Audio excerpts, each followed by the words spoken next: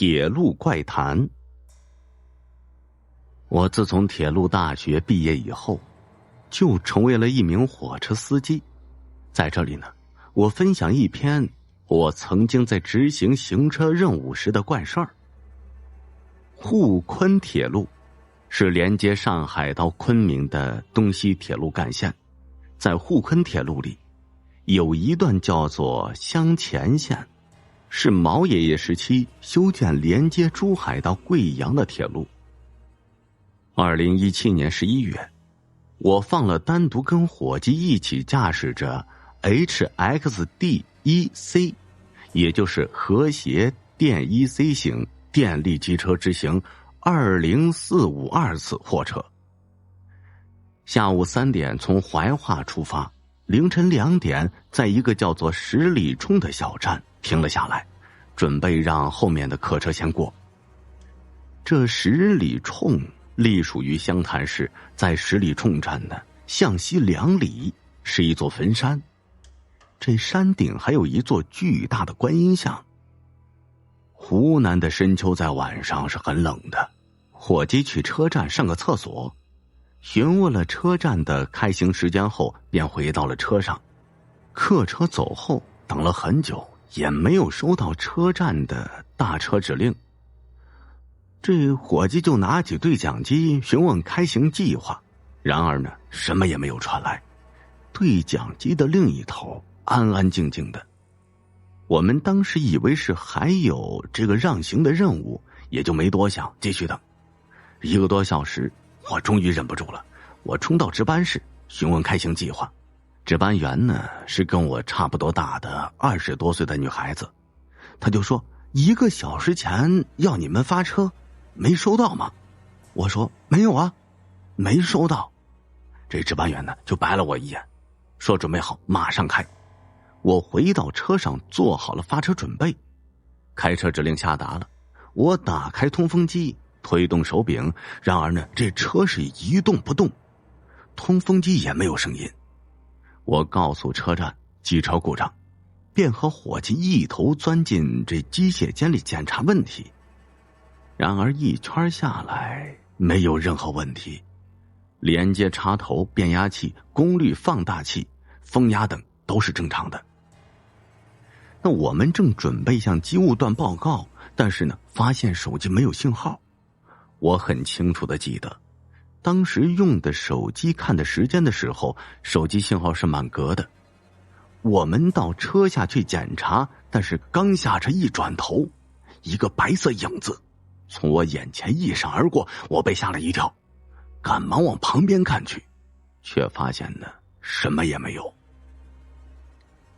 我揉了揉眼睛，确实什么也没看到。难道是我眼花了吗？这时呢伙计催我了，兄弟干嘛呢？快来检查问题。这我回过神来，哦了一声，就跟伙计一起去检查机车。这检查了一大圈也没有问题啊，我和伙计啊都有点懵了。这时机车顶上的受电弓毫无征兆的就落了下来，难道是停电了？这时呢旁边的有一列火车从我们身边开了过去，有火车就说明接触网没有停电，难道是有人趁我们下车检查上了机车？我赶紧跑回车上，但是呢什么人也没有。这时呢车站催促开车的指令再次下达下来，我们说呢机车出了问题，动不了。无线电那头的值班员骂了一句后就再无动静了。我们就坐在驾驶座上，看着前方，想着哪出了问题。突然呢这我的眼前出现了一个穿着白衣服的女孩。女孩低着头，这长头发盖住了脸，径直的向着我们的车飘了过来。对，你没听错，是飘了过来。伙计看着我惊慌失措的样子，问我你怎么了？我就回答说，在我们火车前面有一个穿着白衣服的女孩，她飘过来了。伙计看了看前方说，你丫是不是没睡醒啊？前面哪有人呢？然后呢骂了我一句，便不再理我了。我就盯着前面那个女孩。这时呢，那白衣服的女孩在机车前的照灯前就抬起头来。在车灯下，我发现女孩长得很好看，有着精致的五官，只是呢，这脸色很苍白，嘴唇也是白色的。她抬起头就这么直勾勾的盯着我，我身上的鸡皮疙瘩瞬间就冒出来了。伙计显然是发现了我的异样，骂了一句：“你丫的别装了！”我盯着女孩低声说道：“我没装，在我们车前面真的有一个白衣服女孩。”搭档这时也感觉事情不对了，看我的样子，在车前应该有一个白衣女孩。我们在车上呢，是胆战心惊的过了一夜，直到听到公鸡叫，女孩冲我笑了一下，便消失了。这时呢，机车也恢复了正常。后来我们在十里冲一个已经退休的值班员那里听说，在十里冲发生过一起车祸。当时在十里冲有一趟车停在车站，一个附近村的小女孩因为跟父母赌气呢，半夜从家里偷偷溜出来。当时呢，天很黑，趁值班员不注意，就钻到了车下。2分钟后，列车收到了发车信号，小女孩就这么被碾压在滚滚的车轮下，活活的被火车压死了。在车站值班员发现的时候，小女孩早已经死亡了。从此，十里冲从下午18点到早上6点不允许列车停车，而我们停车是因为后面的列车是一趟某领导人的专属列车，我们就被迫停车了。恰巧我们当时停车的时间，就是小女孩当时被压死的时间。另一个我，第1集。3天前的夜里，我接到了赵涵的电话，他说要来我这里住上一段时间。赵涵是我的高中同学，我们的关系呢并不是太好，高中毕业以后我们就没有怎么联系过。不过既然是老同学开了口，我怎么能拒绝呢？于是那天夜里，我去车站接到了赵涵，把他带到了我在学校外面的房子。一看到赵涵，我就有些吃惊了，因为在我的记忆中，他的皮肤很白，个子也不矮，但是眼前这个赵涵却长着一张黑脸，个子也没有我记忆中那么高。也许是我把他和别的同学搞混了吧，毕竟已经很多年没见面了。当天晚上，我置办了一桌酒菜，一边和赵涵喝酒，一边回忆着高中的生活。聊着聊着，我忽然感觉有些不对，因为一提到高中时的生活，赵涵就闭口不谈，好像在回避谈起以前的事情。我越来越不安了，难道眼前这个人根本不是赵涵吗？想到这里，我故作轻松地问：“赵涵，你还记得刘梅吗？她现在在哪个学校？”赵涵放下啤酒，勉强露出一个微笑：“我们2个很久没有联系了。”听到这句话，我忍不住脸上变色，因为刘梅是赵涵的女朋友。我虽然和赵涵没有联系，却一直和刘梅保持着联系。不久前，刘梅还告诉我，她准备在赵涵生日的时候给赵涵一个惊喜。我不动声色，借故进入了卧室，接着就拨通了刘梅的手机。“小梅，能不能给我发一张赵涵的照片？”我并不能确定这个人是谁，为了不惊动刘梅，我只能用照片来确认了。听到我要照片，刘梅有些疑惑，不过她还是把一张赵涵的照片发到了我的 QQ 里。打开手机 QQ， 我一下愣住了。照片应该是很久以前拍的，赵涵的脸占据了整张照片。照片里的赵涵就是来找我的这个赵涵。看来是我想多了，我松了口气，回到客厅，一抬头，突然发现客厅里已经没有赵涵的人影了。赵涵出去了，但是接下来的事情让我感到后背一阵发麻，因为我很快发现门是从里面锁着的，赵涵不可能通过门出去，而窗户上面装着防盗网。我所住的地方是4楼，他更不可能跳窗出去。我在家里搜寻了一遍，结果更让我害怕了，家里完全没有赵涵的影子。这个赵涵就这样消失在了我的房子里。我开始怀疑自己是不是喝醉了，以至于开门让赵涵出去的事情都忘记了。一想到醉酒，酒劲儿就上来了，我带着满腹的疑惑躺在沙发上就睡着了。一件怪事却在第二天早上发生了。第二天一早，我从沙发上醒来，迷迷糊糊要进卫生间，突然发现一串湿漉漉的脚印从卫生间延伸到了我的卧室。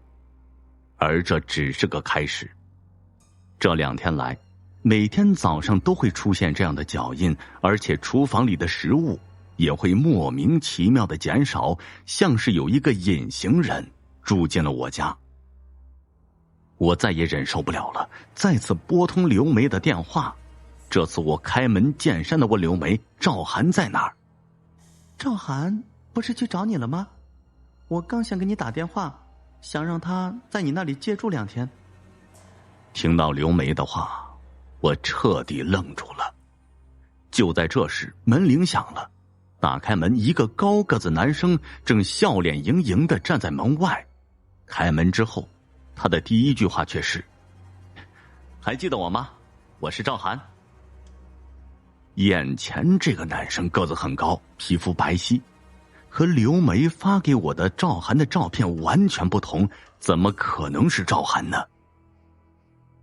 我仔细打量他几眼，就摇了摇头。别开玩笑了，你不是赵涵，你到底是谁？男生一下就笑了起来。我不是赵涵也难怪，这么多年不见了，你肯定已经忘记我的样子。我要去这座城市的一个画室学习几天，小梅说啊，我可以借住在你这里，她就把你的地址给了我，我就来了。刘梅没有给你打电话吗？他认识刘梅，而且和刘梅所说的话是相符的，难道他是真的赵涵？那么上次来找我那个赵涵又是谁呢？我还是不敢相信这个男生，疑惑地打开手机 QQ 去看刘梅发给我那张照片。一看照片，我的眼睛就惊恐地瞪大，那张照片里的人竟然变成眼前这个男生。我明明记得照片里是一个黑脸的男生啊，这究竟是怎么回事？一种不安的感觉萦绕在我的心头。我失魂落魄地把这个赵涵请进客厅。赵涵显然看出我的脸色有些不对劲儿，忙问我究竟发生了什么。我也不隐瞒，把自己的怪异遭遇全部告诉了赵涵。听完我的话，赵涵的脸色也变了。你是说曾经有人冒充我来这里借住，然后在这里消失了？赵涵盯着我的眼睛，严肃地说道：这几天真的有各种迹象显示这里多了一个看不见的人。最奇怪的还是这张照片。我叹了口气，把手机 QQ 里的那张照片给赵涵看。不知道为什么，那天刘梅给我发来你的照片是那个冒充你人的照片。赵涵仔细看了一眼那张照片，脸上显出了不敢相信的神色。他思考了一会儿，低声说道：也许那天你真的喝醉了，有一个办法可以证明这里是否存在一个看不见的人。你刚才不是说他会留下脚印吗？听到赵涵的话，我一下直起了腰。虽然看不见那个消失的赵涵，但他会留下脚印。只要让赵涵看到那些脚印，他就会相信我的话的。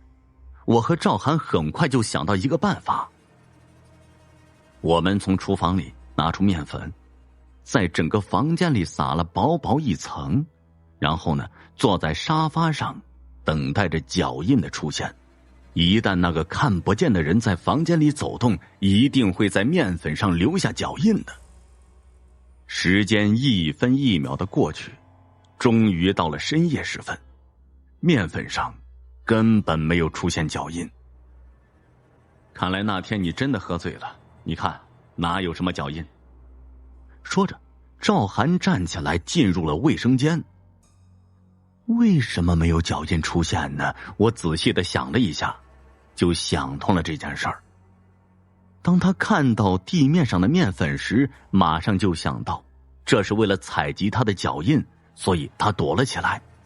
这是很简单的一个道理呀，心思扰乱了我，居然没有想到。我站起来，一边查看地面，一边想到卫生间门口，向赵涵说出我的想法。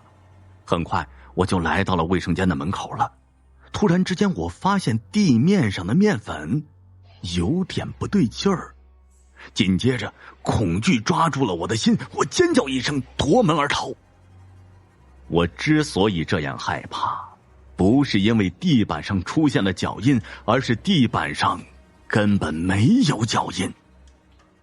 赵涵进入卫生间的时候，明明在地板上行走了那么长一段距离，可是地板上根本就没有赵涵的脚印呢。一个活生生的人，怎么可能没有脚印呢？这个赵涵也有问题。我逃到大街上，进入人群以后，才压制住了狂跳的心。我一边思考着这件事情的怪异，一边漫无目的的行走着。突然，我发现路人都以奇怪的眼神看着我。一个老人伸手拦住了我，只见他一脸严肃的望着我的头顶。你们两个小伙子都这么大人了，还玩这种危险游戏？快下来！一瞬间，冷汗就爬满了我的额头，我这才注意到，路灯下地面上我的影子有点奇怪，就像一个人骑在我的脖子上。当第一个赵涵消失在我的房间之后，我就怀疑他是一个鬼魂。那个所谓看不见的人一定是他了，但是我怎么也想不到，第二个赵涵也有问题。一个正常的人不可能不留下脚印。在我逃出家门，在街上游荡的时候，我心里一直在思考着一个问题：第一个赵涵究竟躲在哪儿了，才能避免了在地板上留下脚印呢？当我看到那位老人看着我的头顶，以责备的语气对着我头顶说话的时候，我猛然间想到一个可能，慌忙的向地上自己的影子看去。当我看到一个影子骑在我的脖子上的时候，我知道我想到的那个可能成真了。第一个赵涵之所以没在面粉上留下脚印，是因为我撒面粉的时候，他已经悄悄地骑在我的脖子上。我尖叫一声，倒在了地上。第一个赵涵的人影一下跌落在地上，他逃着离开了我，消失在人群里。在周围人惊诧的目光中，我连滚带爬地来到橱窗角落。那里的灯光比较明亮，一旦他的影子接近我，我可以马上觉察到。接着我拿出手机，第一个赵涵和第二个赵涵显然都不是真正的赵涵。第二个赵涵既然是刘梅让他来找我的，刘梅一定知道什么。我本想着给刘梅打电话，可我发现在巨大的恐惧之中，我连正常的说话都不能做到了。我打开手机 QQ， 给刘梅发了一条信息：小梅，赵涵在哪儿？2分钟后，刘梅回复了一条信息：看到这条信息，我怔住了。赵涵去世了。赵涵去世了？这不可能！在上次的电话里，刘明明明说让赵涵来我这里借住。如果赵涵已经去世了，刘梅为什么那样说呢？我的大脑一片混乱，知道在 QQ 里是说不清楚的，就给刘梅发了这样一条信息：有急事，我去找你，把地址发过来。刘梅就在附近的城市上大学，路程并不远。收到地址之后，我就强打精神去了火车站。2个小时之后，我出现在刘梅的家里，一进入她的家门，我就把自己的经历的怪事和盘托出，一边讲述，一边看着刘梅的反应。如果正常的情况下，刘梅是不会相信我的话的，她只会和第2个赵涵一样对我的故事表示怀疑。可是眼前的刘梅，听着听着，脸色就变得苍白起来。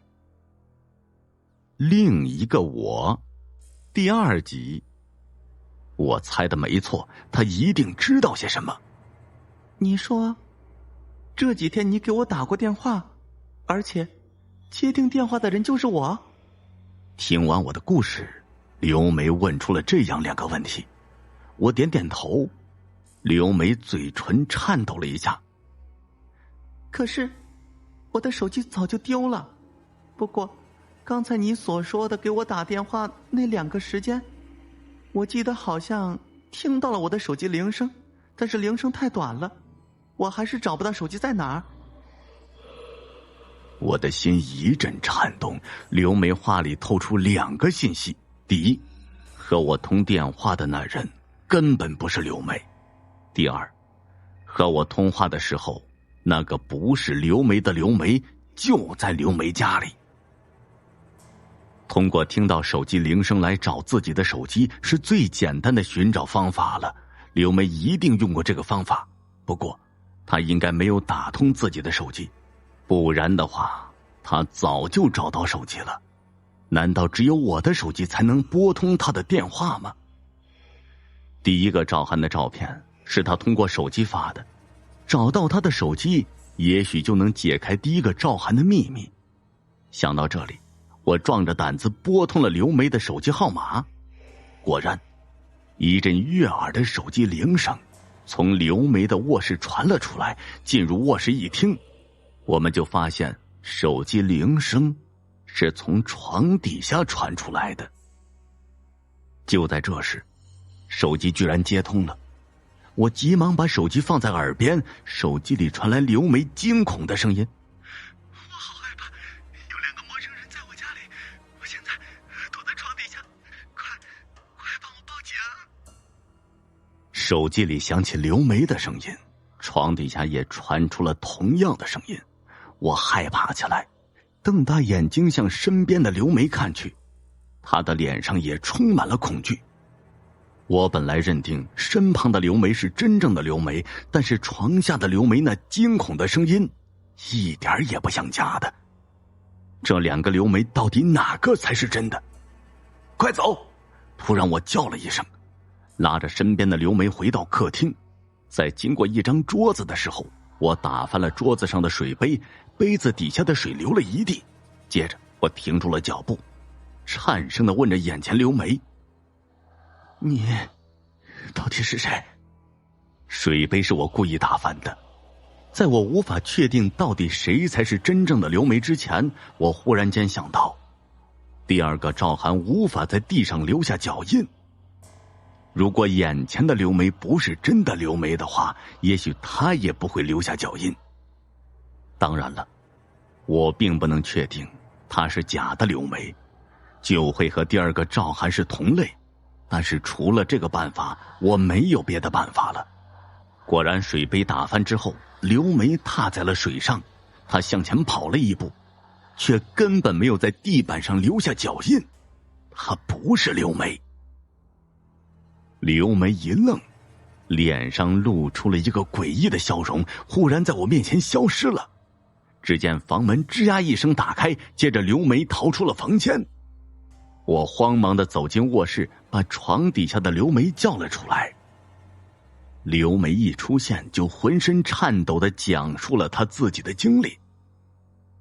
原来2个小时前，赵涵去网吧通宵，他回到家里进入卧室，不知道过了多久，忽然听到开门的声音，接着客厅里传来2个人的交谈声。刘梅害怕起来，慌忙地躲在了床底下。她想要报警，可是手机信号时有时无。终于等到手机有信号，我的电话打了进来。几秒钟之后，卧室的门就被推开了。刘梅知道挂断我的电话，不知道什么时候才会再次出现信号，就急忙接听了我的电话。她怎么也想不到，2个人中的一个就是我。我们2个脸色苍白地坐在客厅的沙发上，我讲出了自己的遭遇，并问刘梅是否和我通过2次电话。刘梅惊恐地摇了摇头，看来那2通电话都是那个刘梅在和我通话。你刚才说那2个赵涵到底长什么样子？刘梅颤声地说，我觉得赵涵最近有点不对劲。不等刘梅说完，我瞥到了桌子上的一幅绘画工具，眼前一亮，拿起画笔在纸上把2个赵涵给画了出来。当看到所画的第2个赵涵时，刘梅点了点头说，这就是赵涵，你认识不认识这个人？我指着第1个赵涵问刘梅。刘梅惊讶地看了我一眼，你看不出来这人是谁吗？这人明明是你呀！什么？这人是我？这怎么可能？我忍不住惊叫起来。刘梅用奇怪的眼神看了我一眼，转身进了卧室，把一张照片放在了我的面前。照片里，一个人正躺在病床上，这个人赫然就是第1个赵涵。当我看到照片里那熟悉的病床号之后，我一下瘫坐在了沙发上。我终于明白是怎么回事了。刘梅拿出那张照片，应该是我们在高1的时候拍的。那年我因病住进了医院，在病魔和一系列高强度的治疗下，我的模样发生了变化，变得奇丑无比。我甚至不敢看自己的样子，那时镜子在我面前就是违禁品。这么多年过去了，我始终不知道那段时间我究竟是什么样子。原来第1个赵涵就是我的样子。我、赵涵和刘梅显然都不是人，问题是他们究竟要干什么？这段时间我觉得赵涵有点不对劲。有几天夜里，我见他把一些液体放进了杂物间，可是我却找不到那些液体。最奇怪的是，第2天我问他的时候，他却说根本没有带回什么液体。说着，刘梅把目光转向了杂物间。赵涵把一种液体带了回来，当刘梅问他的时候，他却不记得。我猛然想到一种可能，带回来液体的根本不是赵涵，而是那个和赵涵长得一模一样的东西。找到那些液体，或许就知道他们的目的了。我和刘梅进入杂物间，那里根本没有什么所谓的液体。我蹲下身子，敲了敲地板，这才发现下面是空着的。接着我掀开了地板，杂物间下面的空间一下出现在我的面前。刘梅所说的液体是用塑料瓶装的，数十瓶的液体就摆在下面，塑料瓶的旁边有一个巨大的塑料盆。我打开其中一瓶液体，一股刺鼻的味道扑面而来，我的脸色一下变了。这是一种强酸，他们要用这些强酸干什么？说完，我急忙爬了起来。他们要用这些强酸溶解你们的尸体。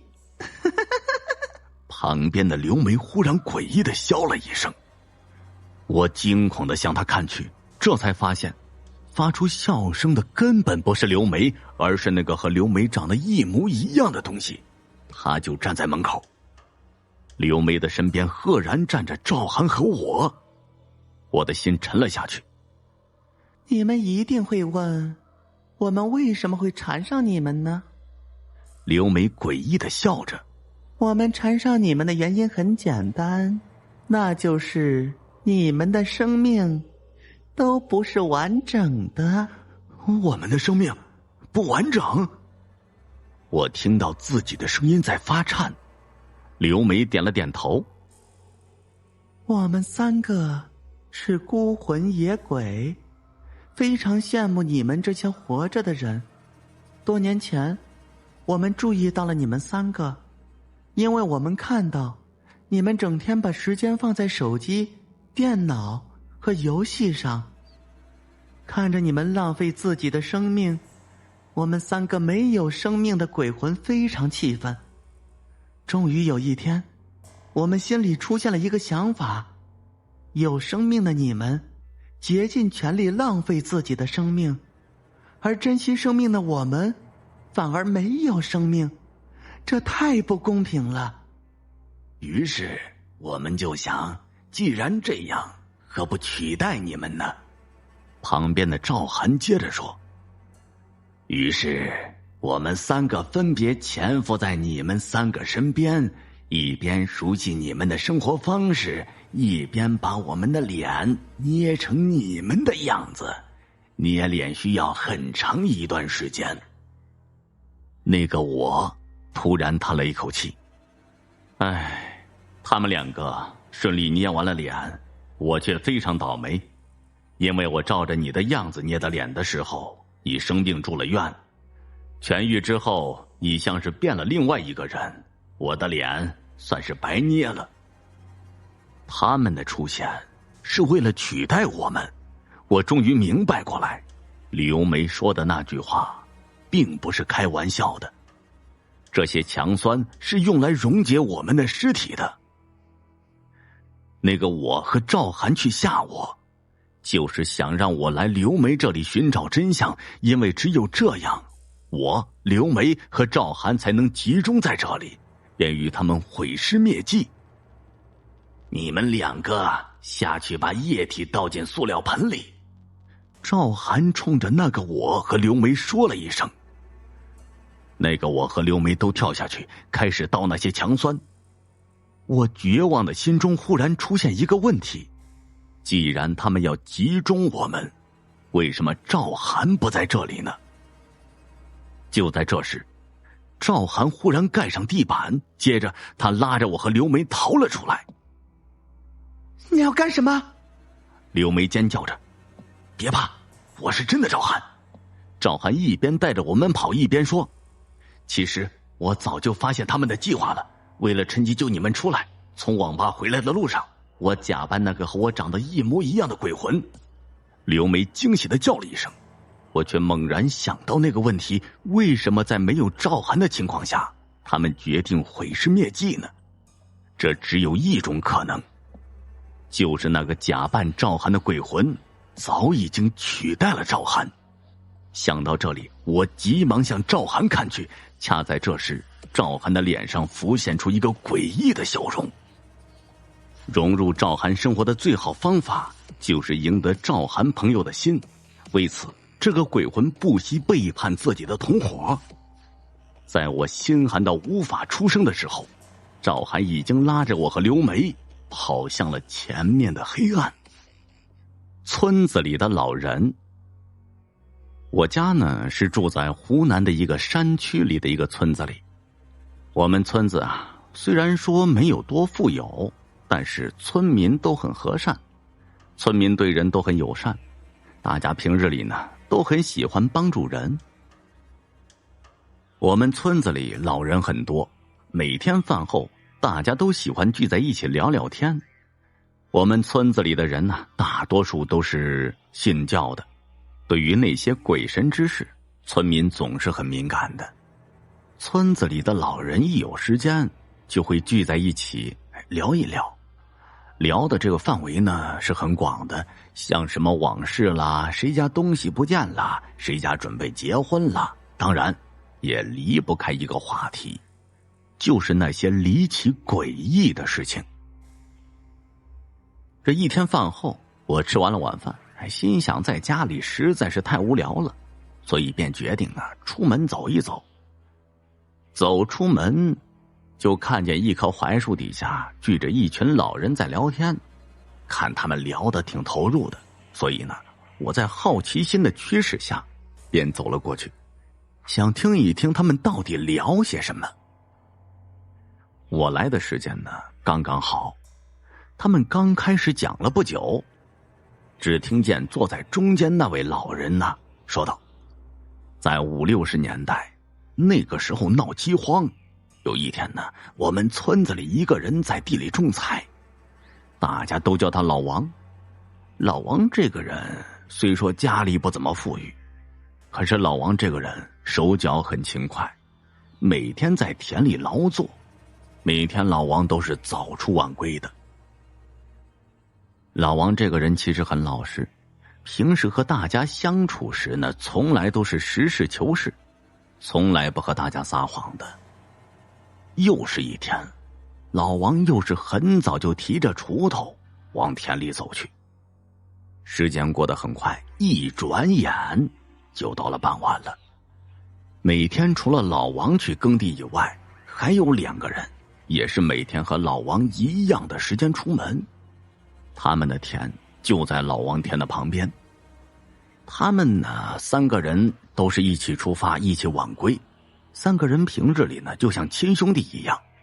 这天大家收工的时候，天色已经很暗了。他们赶回村子还需要走2公里，如果太晚回去，怕会遇到危险的。就在其他2个人打算一起叫老王回去时，忽然发现老王已经不在田地里了。可奇怪的是，老王的锄头还在田里，但是老王这人是怎么找都找不到。因为村子里的人对鬼神之事都比较敏感，而且村子里经常谈论这些东西，村民多少对于这些事情是有个了解的。突然其中一个人说，老王可能是让野鬼给迷住了。另一个人听到这话，脸色突然就变得苍白起来，并且下意识的后退了一步。但最后实在是没有办法能够找到老王，他们2个人把附近的地方都找遍了，也没有找到老王这个人。后来这俩人便打算先回村子里去找那个知情者问问。然后他们到村里找到一个老人，这老人对于这方面经验很丰富，平日里村子里有什么怪事发生，大家都会找他。后来听那老人说，那是一些山里的野鬼，平常都会叫一些路过人的名字，如果有人回应，那么鬼就会缠住他，回不来了。听着这2个人都急了，问他到底该怎么办呢？只见那老人说，带上一些鞭炮到山里放一放，一边叫那人的名字，就有可能把他找到。这大家半信半疑，但实在是想不出什么招只好按照那老人的吩咐去做。所以那俩人晚上就带上一些村民和鞭炮上了山了。到山上之后，一大家伙人又是放鞭炮又是大喊大叫的，估计整个山都能听到。突然其中一个村民就大声喊道，快看，老王在那边的石头上。这村民朝着那人的方向看了过去，可是除了一大块石头以外什么也没有。这个时候有个村民就生气地说道，现在是开玩笑的时候吗？但是那个村民还是坚称老王就在那块石头上。最后实在是没办法了，一大群村民就围着那块石头一边放炮一边喊叫。突然老王瞬间出现在村民的眼中，这后来才知道只有阴气比较重的人才能看得到。这大家就一直盯着老王，只见老王满嘴的泥土，头上被塞满了杂草，光着上身，下身只穿了一件小裤衩。后来在村民的拍喊下，老王总算醒了，不过醒来的老王什么也不知道，就记得之前有一个人把他带到了这里。后来回去以后，老王生了一场大病，后来呢，请村子里的一位法师为老王做的法事，老王这才慢慢的病好了。这件事情彻底改变了我对这些事情的态度。后来我对这些事情呢，没有那么否定了，慢慢的我开始相信这些事情，因为我觉得冥冥之中有些东西会真的存在。现在我们对他们的恐惧，只是还没有认识他们。等到哪一天科学足够发展的时候，也许我们能够和他们面对面的聊天。就像一句佛语，6道轮回，永无止境。说到底，人和鬼本来就是相互转换的，因此我认为他们是真实存在的。有些东西只有经历过之后才能体会到，但是有些事情经历过一次就好了。那人正在盯着我。我小的时候是在农村长大的，因为我们那个村子是在偏远的山区，所以呢，我们发展的比较慢。有一次我和小伙伴在后山玩的时候，发现了一家废弃的很大屋子。我们想进去看看，是因为天快黑了，并且被大人再三叮嘱要在日落之前回家的。我们呢便约定明天吃完午饭之后来到这个地方。约定好之后就各自回家了。我回到家之后吃完饭，我问一下爸妈，后山那间房子哪来的这么大，为什么没有人住？妈妈是因为是别的村嫁过来的，所以并不知道。但是爸爸立刻走到我面前，大声跟我说，小孩子不要问那么多，回你的房间睡觉去。我看他的样子呢，非常紧张。这呀，就又勾起我的好奇心了，心想着明天一定要弄清楚那是为什么。到了第二天，我吃完午饭去后山的路上，见到一位村里年长的老人，我便问他，老头子，后山那间屋子是什么？这么大一间，为什么没人住啊？这老人听后叹了一口气，叫我和他呀一起坐下，讲述了一下改革开放的事儿。这改革开放以前呢，我们村子本来是在后山那儿的，可都是因为他，我们才搬来这里的。为什么呀？我就问老人。怨气太重啊。啊？为什么呀？我更加不解了。老人就接着讲，说这以前呢，屋子里都是有钱人住的，住在那一间房子的人本来和他是一样的，都是穷人。因为他受不了那种生活，便背井离乡去了东北那边。过了有4、5年之后，他就回来了，还带回来一堆东西。在村里说呀，他发财了，可是他的钱呢，都是从死人身上拿出来的，这种脏钱谁都不稀罕。他就拿着这笔钱去盖了一间大屋子，然后他就拿钱出来给乡亲们修房子。也就那几年，他呢还算是个好人，可到了后面他就开始变坏了，仗着自己有钱欺负乡亲们，还养了一群狗，那群狗跑到街上咬死人，他也只是到人家灵堂丢一把钱到人家棺材上。这警察来了也不了了之。后面有人说他早就拿钱疏通了警察了。再到后面他越来越嚣张，强抢民女，自己设立私刑，警察都是睁一只眼闭一只眼，从来不管的。但是呢，有一个村民，他当过几年兵的，最看不惯这种东西。本来他就想着娶个老婆生个孩子，然后安详的离开，可谁想到那人居然看上了他的老婆。在那个村民离开村子去别的村子卖东西的时候，强行占有人家老婆，还把人家孩子给杀了。最后他老婆也自杀了。那村民回来以后看到这幅场景，跪在他老婆坟前，抱着他老婆的墓碑呀，可劲儿的哭。其他人都为他感到惋惜，但是没办法，那个妇人呢，在村子里可以说是只手遮天。那天晚上，月光被乌云遮住，那个富豪一家7口全被村民给杀光了。在他们睡得很熟的时候，然后呢，那个村民也自杀了。从那以后，村里就怪事连连。村长请来一个法师做法，发现那个死去的富豪的魂灵在作怪。因为他生前是个盗墓贼，身上怨气本就重，再加上现在又不是正常去世，无法超生，所以他现在只能出来祸害人。村里的人听完之后，一个个都很害怕。村长就问他，难道就没有别的办法吗？那个道士写了几张黄符，分别贴在那间房子的门上、窗上，说呀，他只可以帮到这里了，只能把他的魂魄镇压在房子里。如果以后想过平静的生活，只能搬走了。村长叫所有村民把村子呢移去前面一座山，便是我们现在住的地方。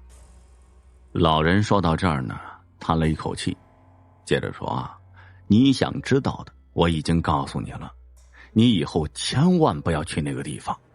老人说完就走了，边走还边说，前世的孽，今世又作孽，注定你无法超生啊！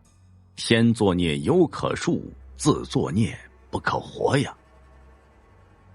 但是男孩子天性就贪玩，所以呢，我依旧去了。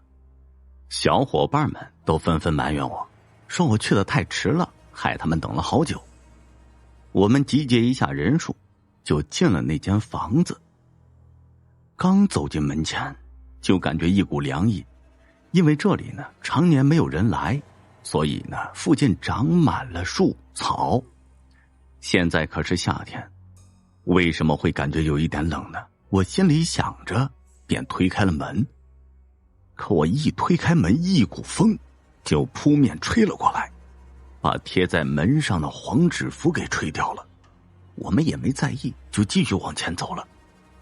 当我们走进大厅，里面十分的大，虽然全部都是灰尘，可依旧可以看出当年的人到底多有钱。正厅的左右两旁是一些房间，我们便分开了，2人一组，一个人去一个房间探索了。我那一间房呢，是当时富豪家孩子住的，里面已经破烂不堪了，地面上的血迹已经呈现了暗灰色。我走过去，来到他的床上，一低头，吓了我一跳，床上赫然是一具白骨，哗的一下我就叫了出来了。他们就说发生什么事了？看到床上的东西，他们也被吓了一跳。这房间挺小的，我们进去一会儿就出来了。我们在正厅等了一会儿，其他3个房间的小伙伴也都出来了，只剩下富豪和他妻子所住的那个房间的小伙伴还没有出来。我们又等了一会儿，实在是忍不住了，就一起呢进那个房间了。一进去，有一个小伙伴倒在地上，我们赶紧扶他起来，把他呢抬出房子了。我在富豪那个房间里张望了一下，因为我感觉总有人在暗处看着我们。当门被打开的时候，就有这种感觉，但我什么都没看到，就打消了这种念头。当我们把他抬出去，刚刚把他放在地上，他嘴里就在念叨着什么，说你不要杀我，别过来，别杀我，我错了，别杀我。一会儿呢，他就变惊醒了。我们就问他在富豪房间看到了什么，他闭嘴不吭声。我们以为他是被吓坏了，就跟他说让他冷静一下，一会儿再跟我们说。我和其他3个房间的小伙伴互相交流一下房间的情况，也就是地上的血迹干了之后的痕迹，有骨头，全部是破破烂烂的。我们清点一下人数，发现呢少了一个人。奇怪了，怎么少了一个呢？对了，三仔不见了。霎时间我们全都慌了起来，便又一起回到富豪的房间去找他。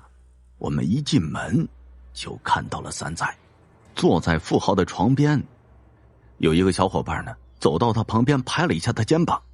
喂，三仔，你干啥？你刚才怎么藏得这么好啊？我们居然没有发现你。他抬起头盯着那伙伴，就露出了一个很瘆人的微笑，一把抓住他的手，从背后拿出了一把刀。谁也不知道那把刀是从哪儿拿过来的，便一把抓住伙伴的手，说道：我让你尝一下被人捅的滋味吧。说完呢，便一刀捅过去。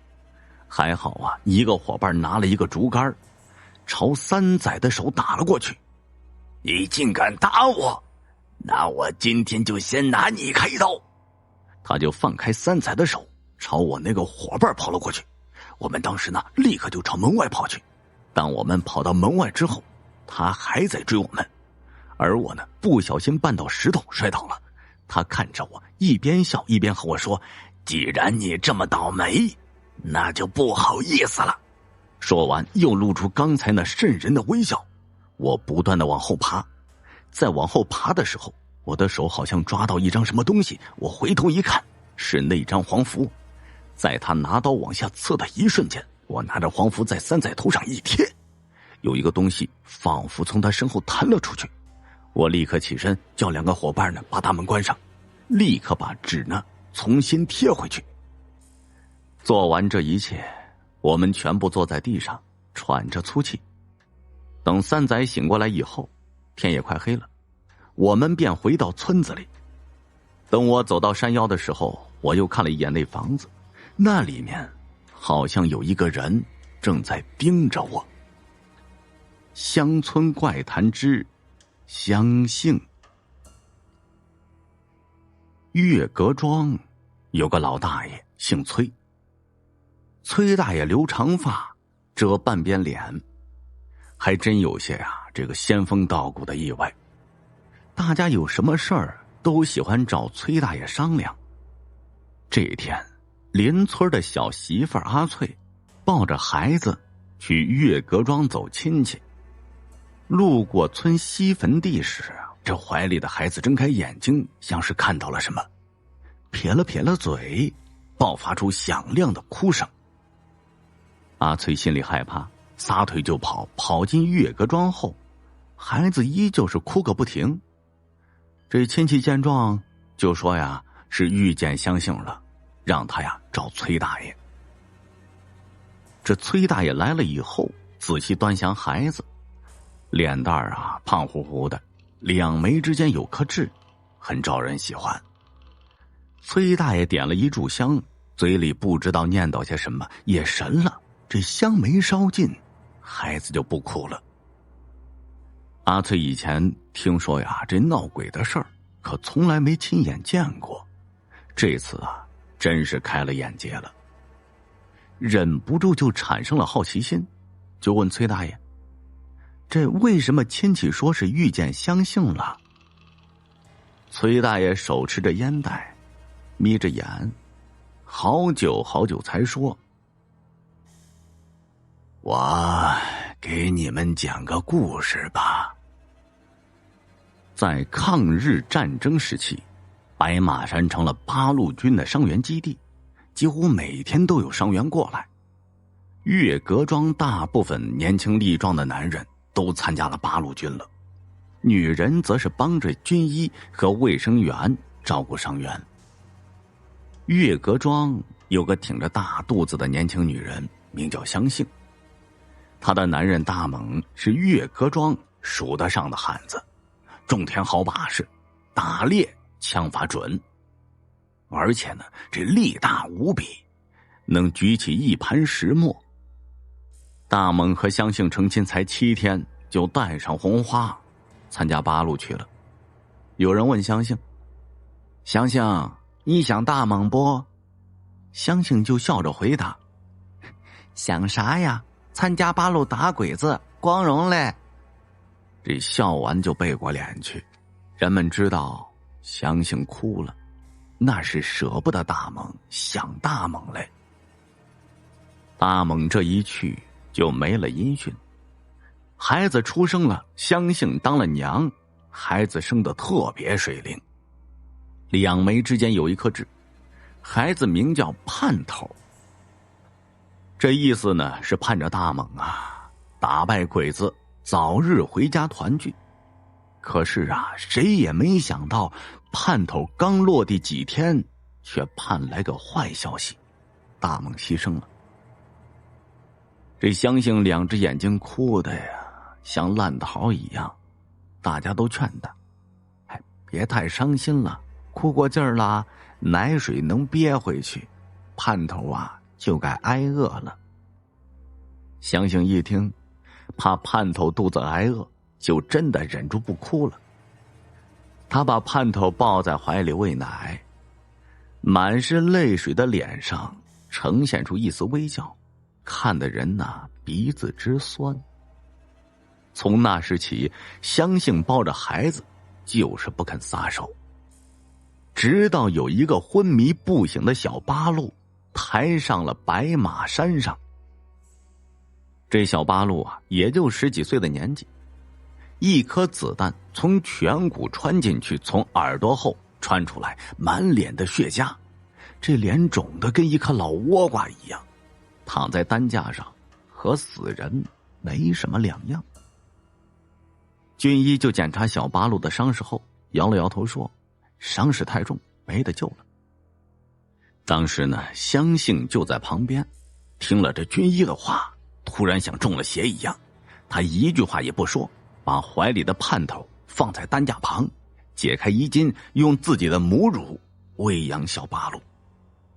这过了一会儿，小八路的嘴唇开始微微蠕动，相信轻轻对小八路说，吃吧，吃吧。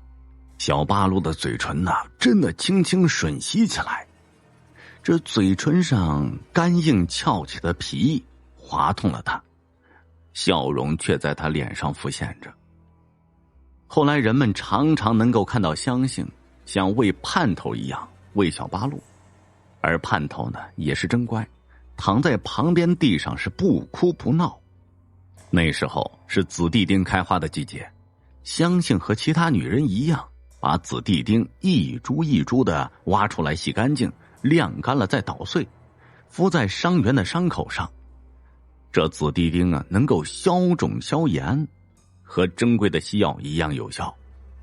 这小八路是一天比一天吃得多，相信的奶水却是一天比一天少。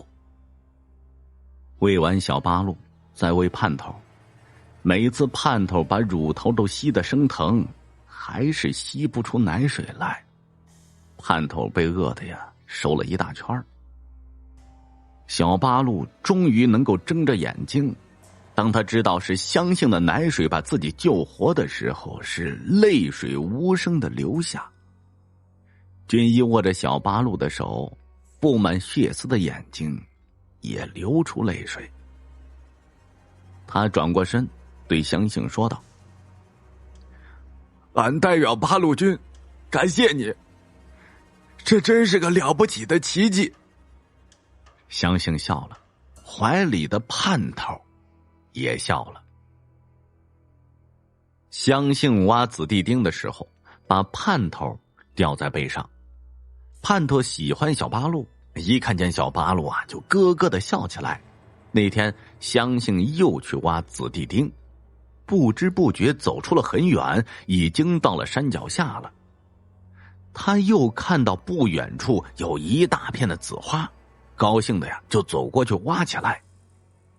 这个时候，有2个小日本鬼子端着枪，猫着腰走了过来，翻毛皮鞋踩在石子路上，咯咯作响。相信挖这个紫地丁挖得太入迷了，没听见，更没看见小日本鬼子。盼头却看见了，在相信背上是大哭起来，这小胳膊小腿不停的动弹。相信以为盼头累了，嘴上就说着，小盼头，大乖宝，娘挖药，救叔叔啊，打鬼子，报爹仇。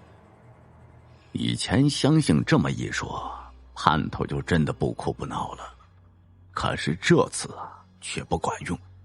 盼头的哭声和动弹劲更大了，相信一扭脸，看到一个小鬼子张着2只爪子向自己扑来，他吓得拔腿就跑，还没迈开步，另一个小伙子一刺刀就把盼头从相信的背上挑了起来。当时相信就疯了，撕心裂肺的喊了一嗓子：“盼头！”小八路在山里隐隐听到喊声，他摸下山来，只发现了相信和盼头血肉模糊的尸体。小八路的眼睛瞬间变得通红，牙齿咬出咔吧咔吧的声音，挥着拳头砸在树干上，骂道：“小日本鬼子，俺是你8辈祖宗！”人们把相信和盼头埋在了岳各庄西头的坟地，紧挨着大猛的衣冠冢。从相信和盼头下葬之后的每天夜里，小八路都能听到白马山谷回荡着相信的喊声：“盼头！”小八路问其他人，也都能听到。小八路眼睛里噙着眼泪，其他人也是。几天后的一个深夜，相信的喊声在寂静的山谷中回荡着，更加的悲戚。小八路背着大马刀下了白马山，相信的喊声也跟着小八路一起下了山。有个小日本鬼子守在岳各庄的村口，小八路挥刀砍在他脖子上，这鬼子脑袋像掰开的老黄瓜一样齐齐翻掉，一腔的血液喷出老高。然后小八路闯进岳各庄，见鬼子就砍。说来也真奇怪，尽管天色黑暗，借着灯光也能看清楚人影吧。可这小日本鬼子愣是看不见小八路，干等着被砍。这8成是相信显了灵了，鬼子全吓坏了，跪在地上，趴在炕上一动不动。连日本鬼子小队长也像赖皮狗一样趴在地上。小八路切萝卜一样，一刀一个，杀光了36个小日本鬼子，最后大刀卷了刃。小八路累得2条胳膊也垂了下来，相信凄惨的喊声这才停了下来。从那以后，人们再也没有听到山谷中凄惨的喊声，这小鬼子再也不敢侵犯岳各庄。小鬼子深夜断头也成了岳各庄的一段传奇。没多久，小日本鬼子投降了，小八路家里没有亲人，就在岳各庄住下了。再说，相信虽然变成了鬼，仍然有着人的感情，而且心地善良，只是特别心疼盼头。只要是有和盼头年龄相仿的小孩子，他都想留住。留住谁的孩子，谁的孩子就像丢了魂儿，所以呢，一般没人敢抱着孩子从这个村头西坟地经过。这故事讲完了，崔大爷睁开眼睛，坐直身子，磕了磕手里的烟袋。阿翠听得入了神了，他叹了口气说：“唉，相信啥都好，可就是不该吓唬孩子。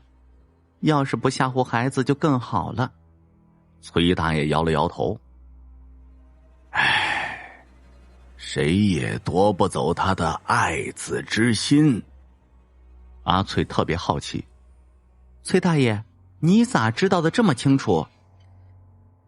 崔大爷用手抚开头发，露出疙疙瘩瘩一个疤，回答得很慢：“俺就是当年那个小八路。”